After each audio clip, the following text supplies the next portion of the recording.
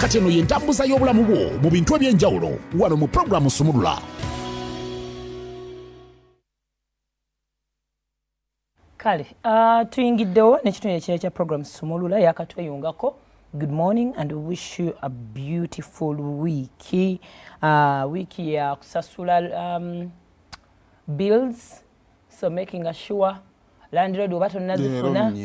Yogera naye. Zawedde. Biru ziba zawedde. Ziba zawedde. Twabadde mu weekend.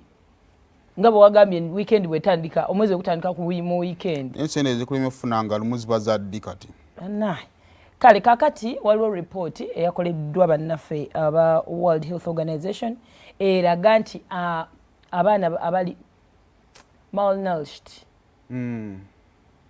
Malnourished. Abakonsibe bakonzibye. Ali awo takula. Abaana mu buli baana abaana bayitirivu nnyo namba ziri waggulu, abaana abakonzibye. Kakati no malnutrition tujja kinnyonnyolanga okubeera nti what we call the minerals, ebyetaagisa mu mubiri, ebirungo ebyetaagisa omwana okukula, either tebiwera mu mubiri oba biri excess. Tebiwera oba biri excess. Bisukkawo kati nebibeera nga tebikyakola makulu. Oba ontegeera. Kati omwana n'amaliriza baba balacking the vitamins and the minerals that are essential for the functioning of the body. Kakati ne substances bino byandibadde biyamba omwana okubeera nga akola kinga akula bulungi nnyo. Kakati nno kino bagamba kireseewo obuzibu bungi nnyo. Waliwo report eraga nti mu between 2013 ne 2015 abaana 5,000 bafa, naye ng'okufa kwekuusa kubeera nti nno tebalina birungo byetaagisa mu mubiri. Yes. Era nga ebintu ebiviirako abaana okufa ebitundu 4 ku buli 10 ku 10 biba biva ku mbeera eno. Nti nga onogamba ebintu abaana ebitanga abaana abato ebitundu 4 malnutrition okubeera nti no bali malnourished. Now era report eraga nti abaana abali underweight, kubanga n'abantu abakulu olina okubeera nga weight yo ematchinga ne height yo n'emyaka gyo. Waliwo emyaka gy'otukako ng'olina sayizi obuzito bw'olina okuzitowa ng'olina obuwanvu bw'olina okubeera. Nontantiru nga tukizudde nti awo temusukkawo. Anti ne tumanya naye ate era waliyo nti abantu bampi but still weight eyo eba amanya height eyo eba terina kuyingirira myaka gye na buzito bwe bwa mubiri. Kakati underweight bakulaga nti 7,145,776 abaana abali weight yaabwe nga tematchinga myaka gyabwe. Ye namba y'abaana. Omwana wa myaka 10 nenga weight gyayina y'abaana bato, because according to the child growth standards okuva mu World Health Organization bagamba omwana ow'emyaka 3 ali expected, omwana ow'emyaka 3 omuwala alina okubeera ne kilograms 21, omulenzi ng'alina nga 2 around there. Lwaki abawala balina zitowe nnyo? I think even in nature abawala olumu babeera bazitowamu. Tugende n'ekyo. Kati ate bikyuka eno nga bakuze because abasajja bawanvuwa nnyo ne babeera n'amagumba nga height ye bazitoya. So then bakugamba wano abali stunted nga bukafuupi tekampiku okusinziira ku myaka gye kalina. Kiri kyobadde oyogerako nti mpozi ng'omaze kumanya nti famire yaabwe bwe batyo. Abo bwe batyo.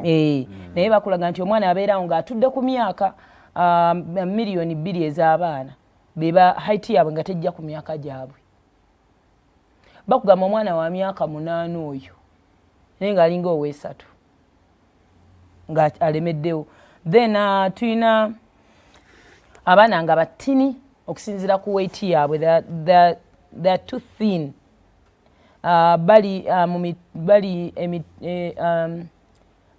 nabo bayitirivu nnyo kati mulimu abali obese kati obakwe kwe bayita omugejjuuka kati abo gundi nnyingi nnyo yali awo agejjuse kati kizitowa nnyo ate nga kyana kito bakugamba gamuna ekyo kyana kituninga kazi ddene bweri sajja ddene bweri kiri minerals ziri very excess teziteekeddwa kubeera excess kati abo nabo bayitirivu nnyo kakati tugenda kuddayo olumu balya ebitabagasa mu mubiri kakati ripooti eraga nti ekisinza oleeta obuzibu food insecurity okuba nti tewaliiwo mmere tebalina mmere tebalya nga bwe bandibadde balya tewaliiwo mmere gye balya oyinza osanga bajja basanga nnyo mu camps then ne mu areas ezirimu nnyo obwavu abazadde tebalina mmere gye baliisa baana tulya kimu then abalina of course ekyo nakyo kigenda obwavu bwe buleeta kiri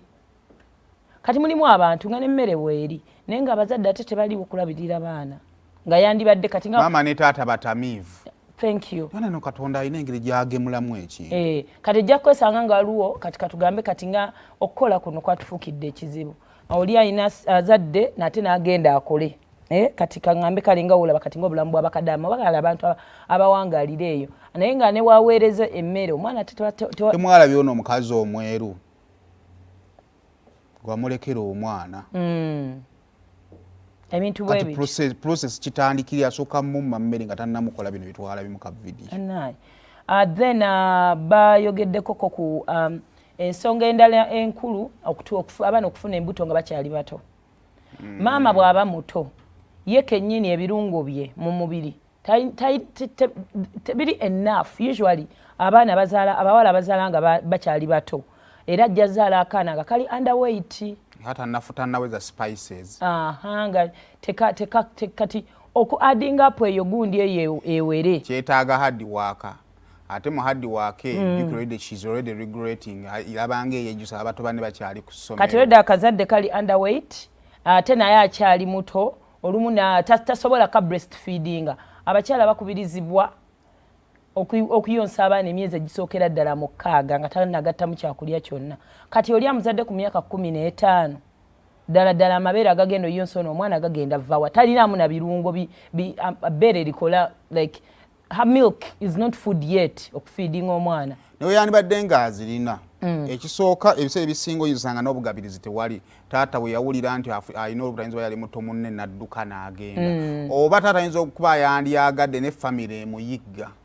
abasazewo bayinza okwagala omulabire naye olwedde bamuvuma kakati n'osanga eno y'amaanyi baaba n'osanga nga embeera esurroundinga omuzadde omuto omubiri tegusupportinga mwana kukula bulungi kyokka n'embeera eri wabweru naye tesupportinga mwana kukula bulungi. Yes, and then when it comes to other people abandi badde bonga gonoga muna alina obuvunanyizibwa oluzaala wayitawo ekinene nnyo emyezi 3 jjukira oyina okumuyonsa excessively naye tosobola kugenda naye kukola after 3 months bakwagala okudda ku mulimu. So amaliriza nga omwana tafunye time eyonka nekibaleetera okubeera kati ate wa introducingire emmere ebbeere likola kyamaanyi nnyo nnyini ddala twayogerako twasomesako kowana ebirungi ebiri mu kuyonsa so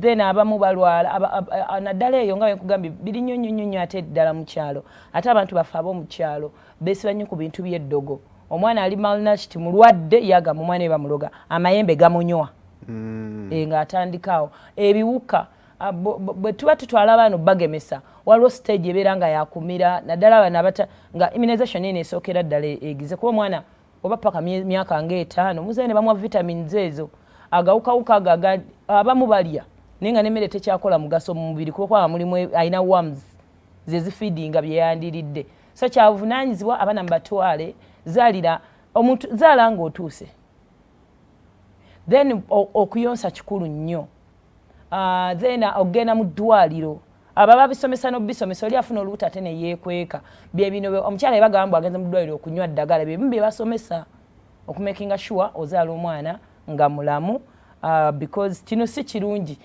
ku ndwadde ezandibadde zitta abaana ate eno embeera yandibadde teriiko so ntambuza yabiramu ripooti yekirina so mugezeeko.